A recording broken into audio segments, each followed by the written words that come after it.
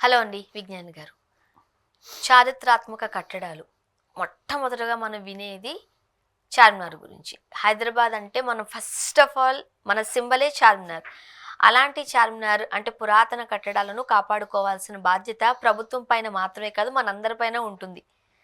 So ఇప్పుడు చార్మినార్ పెచ్చులు ఊడుతున్నాయి. సందర్శనార్థం ఎవరో ఒకరు వెళ్తూనే ఉంటారు కాబట్టి పెచ్చులు ఊడి కింద పడడం వల్ల కాస్త భయపడ్డారు అక్కడ స్థానికులు అంటున్నారు. అంటే దాన్ని ప్రొటెక్ట్ చేసుకోవట్లేదా మనం? ఏంటది? పురాతన కట్టడాలు అంటే ఖచ్చితంగా ఎప్పుడో ఒకప్పుడు ఏదో ఒకటి అవుతుంది. అది కామన్. అంటే ఒక మనిషి వల్ల ఏదన్నా అయిందనుకో అలాంటి వాళ్ళని అరెస్ట్ చేస్తారు. అవును. నువ్వు గోడల మీద చాక్ పీసులతో అదేంటి రీనా వెయిట్స్ రహీమ్ అని రాయడం తప్పది. కానీ వెళ్తామన్నీ అవే ఉంటాయి. అయ్యే ఉంటాయి. అమ్మ మళ్ళీ ఇవి మనం ఇంతకుముందు ఇప్పుడు మాట్లాడుకున్నాం, గుట్కాలు ఉమ్మేసి అవునవును. లోపల లోపల ఉమ్మడం, ఇట్లాంటి చాలా చండాలమైన పనులు అసహ్యం చేయొద్దు. చేసేస్తారు. అవును. చాక్ పీసులతో రాయడం అవి చేయొద్దు, బొగ్గుతో చాక్ పీసులతో పేర్లు రాయొద్దు, ఇవన్నీ చేయొద్దు. కట్టడాన్ని కట్టడంలా ఉంచాలి. చూడు కాదనం అంటే అక్కడ సెంటిమెంట్ ఉంటదంట చాలా మందికి. నేను అడిగాను ఒకసారి, ఎందుకు ఇలా పురాతన కట్టడాల పైన పెద్ద పెద్ద కొండల పైన పైన రాస్తా ఉంటారు చూడు. అలా రాస్తే అలా లవ్ సక్సెస్ అవుతుంది అని. వాళ్ళే రాస్తారు చూడండి, ఇంకెవరు రాయరు. మరీ దారుణం. ఆ, చెట్లని కూడా ఇట్లా చెక్కుతారు అదే తెలుసా. అదే అదే. ఇలాంటి వాళ్ళు ఉంటారు. అలాంటి వాళ్ళని శిక్షించాలి, ఉమ్, తప్పలేదు. నెక్స్ట్ నవ్వు ప్రకృతి ప్రకారంగా ఏదన్నా అయితే మనం ఏం చేయలేం. అలాంటి వాటిని మనం కాపాడగలం కానీ రీకన్స్ట్రక్ట్ చేయలేం. అవును. బికాజ్ అది ఇప్పుడు గోల్కొండ ఇవన్నీ కూడా ఒకప్పుడు సిమెంట్ ఏం ఉపయోగించకుండా కట్టిన కట్టడాలు. అంటే అలా ఎలా కట్టారో, రాళ్లతో చేసినవి అవన్నీ. అలా ఎలా పెద్ద పెద్ద నిలబెట్టారో, రాళ్ళు. అసలు వాళ్ళు ఏం వాడారు, ఏ ఇంజనీరింగ్ టెక్నాలజీ అవి తెలియదు. నీకు తెలుసా గోల్కొండలో ఒక దగ్గర నుంచి ఇలా చప్పట్లు కొడితే ఉమ్, అక్కడెక్కడో పైన వినబడుతుంది. అవును. అదో ఇంజనీరింగ్ టెక్నాలజీ. అవును. ఇలాంటివి ఉన్నాయి. అండ్ ఇప్పుడంటే మనకి మిషన్స్ వచ్చాయి కాబట్టి నీళ్ళని తీస్తున్నాం హెవీ మోటార్స్తో, వాటితో వీటితో. నీకు షేక్పేట్ మణికొండలో నాలా ఉంటుంది తెలుసా. అయ్యో నువ్వు మణికొండ ఎప్పుడు పోలా. వెళ్ళలే కానీ నాలా అది నాకు మన తెలియదు. గోడలాగా పాత కట్టడం ఒకటి ఉంటుంది ఇలా ఇలా ఇలా మణికొండ ఓకే. మధ్యలో. అది అక్కడ గండిపేట నుంచి వాటర్ వచ్చేది. అది ఉహు, అందులో వాటర్ ఫ్లో అయ్యి సిటీకి వస్తూ ఉంటాయి. ఓకే. అందులో నుంచి ఎందుకు రావాలో తెలియదు మరి వాటర్. అంటే ఆ ఫోర్స్ ఇప్పుడు నది దగ్గర దానికి మనం ఎక్కడో కనెక్షన్ ఉండే ఉంటది. అట్లా. అంటే అప్పట్లో ఏదో చేశారు, అప్పటి నుంచి ఇప్పటివరకు అది వాటర్ వస్తూనే ఉంటుంది. అది ఐ డోంట్ నో ఆ టెక్నాలజీ ఏంటో. అంటే మన ఇక్కడ హైదరాబాద్లో ఒకప్పుడు వీళ్ళు నవాబులు లేకపోతే నిజాంలు వీళ్ళు కట్టినవన్నీ కూడా మంచి ఇంజనీరింగ్ టెక్నాలజీతో కట్టారు. ఇంకోటి తారామతి బరదారి అని ఒకటి ఉంటుంది గోల్కొండ దగ్గరలో. ఓకే. ఆ పైన ఆవిడ నాట్యం చేసేదంటే ఇక్కడ నుంచి ఆయన టీ తాగుతా చూసేవాడంట. అదేమో ఇది ఇక్కడ 3-4 కిలోమీటర్ల దూరం ఉంటుంది రెండింటికి. మరి పైన రెండు ఎలా కలుస్తున్నాయో తెలియదు, ఇలా చూసేవాడు అనమాట ఓ, అదేదో పెట్టుకొని. సంథింగ్ అంటే మంచి మంచి టెక్నాలజీలు ఉన్నాయి ఆ రోజుల్లో కూడా. ఏదో ఆ రోజుల్లోనే మంచిగా ఉన్నాయి. మరి అప్పట్లో ఆర్కిటెక్చర్ చూడండి. ఇప్పుడు మన వెళ్ళి ఎంత చేసినా ఏంటో ఆ లుక్ వస్తుందా లేదా అని అనిపిస్తుంది.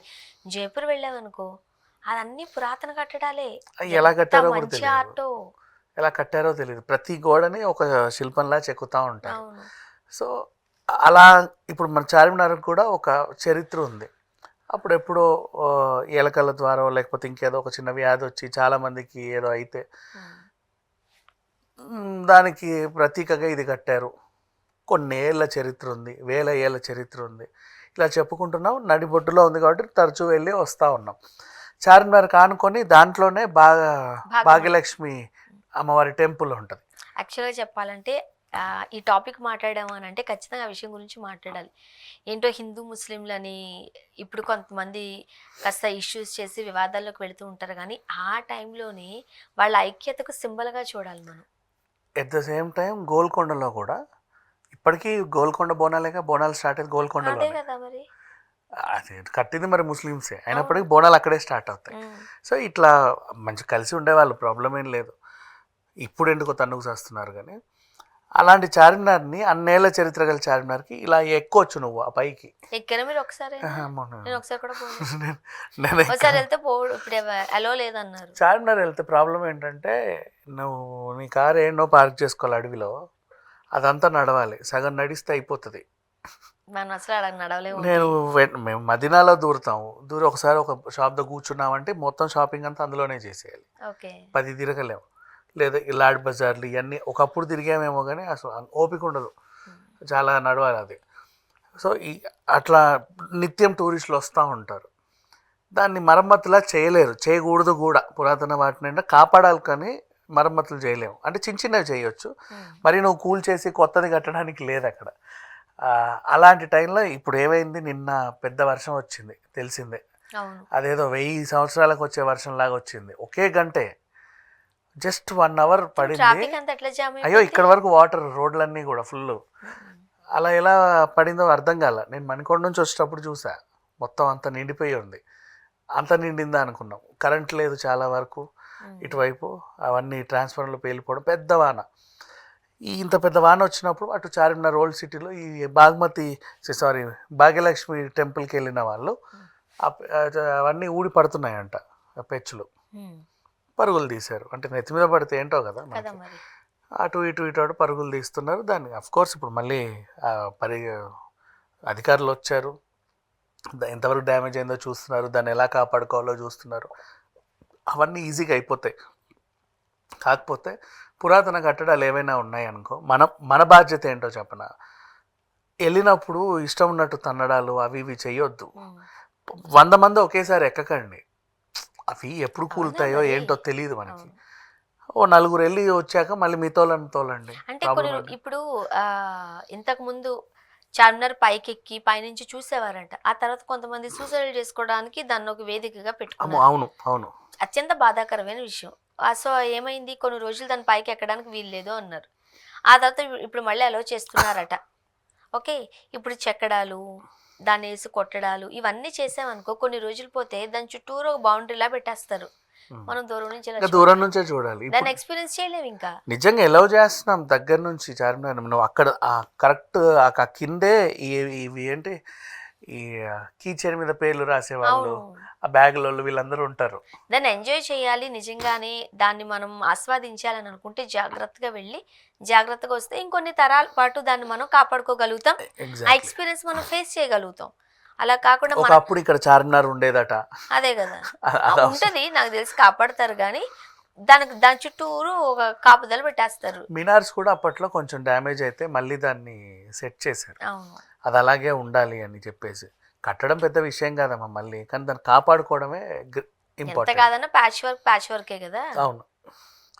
అండ్ ఇంకోటి చెప్పిన మొజంజహి మార్కెట్ ఉంటుంది, అది కూడా పాత కట్టడమే. దాంట్లో అంతా షాపింగ్ మాల్స్, అంటే ఐస్ క్రీమ్లు అమ్ముతారు ఎక్కువ.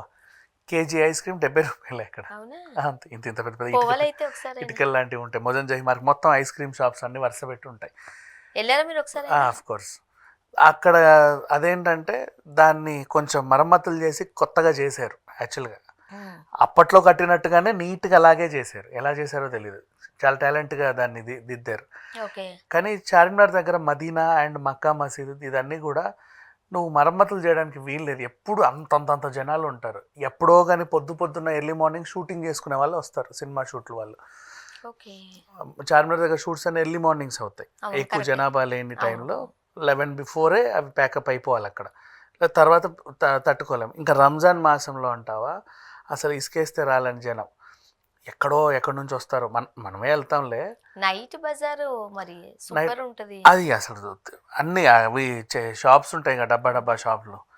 దగ్గర చార్మినార్ లో కనీసం 11:30-12 వరకు షాపింగ్ ఉంటదంట. 100% ఉంటుంది. ఓన్లీ రంజాన్ సీజన్ లోనే కాదు, రాత్రి వెళ్ళొచ్చు. అవును.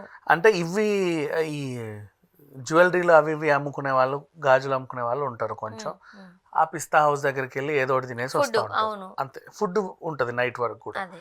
చార్మినార్ దగ్గర చాయ్ బిస్కెట్ కోసం అర్ధరాత్రి వెళ్ళే వాళ్ళు చాలా మంది ఉంటారు. ఆ బన్ను కోసం, చాయ్ బిస్కెట్ కోసం ఎక్కువ మంది వెళ్ళే వాళ్ళు ఉంటారు.